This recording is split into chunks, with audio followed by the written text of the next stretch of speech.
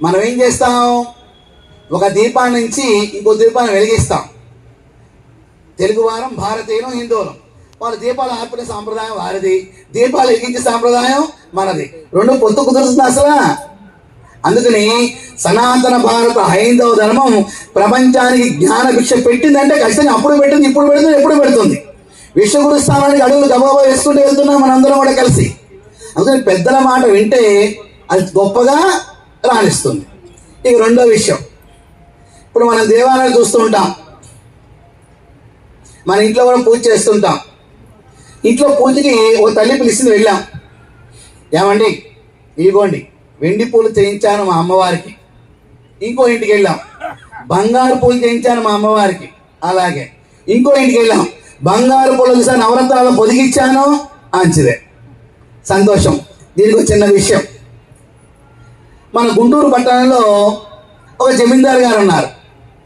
ఆయన తన వైభవాన్ని గుంటూరులో అందరికీ తెలియాలనుకున్నాడు. ఏం చేస్తే బాగుంటుంది అనుకున్నారు, మంచి రాజమహల్ లాంటి ఇల్లు కట్టుకోవాలి, గృహప్రవేశాన్ని గుంటూరు పట్టణం అంతా పిలవాలనుకున్నాడు. అలాగే శిల్పులు తీసుకొచ్చాడు, రాజమహల్ లాంటి నిర్మాణం మొదలెట్టాడు. అటుగా వెళ్తున్నవారు ఎలా కడుతున్నారో చూద్దాం అనుకుంటే డేరా వేసేవారు కలపనివట్ల. అద్భుతంగా రాజమహల్ నిర్మాణం చేశాడు. ఇక గృహప్రవేశానికి పట్టణం అంతా పిలిచారు, అందరూ వచ్చేసారు. శుభముహూర్తంలో డేరా తీశారు. చిగిరేలోని రాజమహల్ వెలిసింది.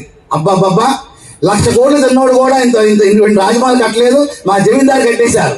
ఏంటిది, 1,00,000 కోట్లు అన్యాయంగా తిన్నోడు కూడా ఇంటి రాజమహల్ కట్టలేదు, మా జమీందారు కట్టేశారు, పొగడారు ఆయన్ని. అబ్బా చాలా గొప్పగా. సరే, సంతోషం, ఆనందపడ్డాడు. కొన్ని రోజుల తర్వాత ఇంకేదైనా గొప్ప పని చేద్దాం అనుకున్నాడు. ఒక మంచినీటి కుళాయిని తయారు చేద్దాం అనుకున్నాడు. ఏ కుళాయి? కుళాయి. వెండితో చేద్దామా, బంగారం చేద్దామా? లేదు లేదు, రాజుగారి దగ్గర బంగారం కుళాయి విన్నాను, నేను నవరత్నాల కుళాయం చేయాల్సిందని చెప్పేసి పక్క రాష్ట్ర శిల్పులు తీసుకొచ్చి నవరత్నాల కుళాయం తయారు చేశారు. ఇక మంత్రి గారు పిలిచారు. మంత్రి గారు వచ్చారు. ఇందాక నన్ను ఆహ్వానం పలికారుగా, మీరు అందరూ తల్లులందరూ ఆహ్వానం పలికారుగా. అలా ఘనంగా ఆహ్వానం పలికారు. శుభముహూర్తం, శుభ సమయం, శుభలగ్నంలో ప్రారంభోత్సవం. మంత్రి గారు కుళాయిని తిప్పారు, నీళ్లు రాలా.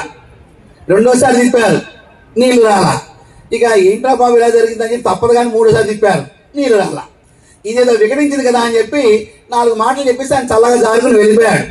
ఇక పరిశోధన ప్రారంభమైంది. నవరత్నాలు చేశాం కదా, ఏమైనా ఇరుక్కున్నాయని చెప్పి చూస్తారు, నవరత్నాలు ఇరుక్కున్నాయని. నవరత్నాలు ఇరుక్కోలా. తీరామైంది, కుళాయిని తీసుకెళ్ళి ట్యాంక్ కలెక్షన్ మర్చిపోయారు.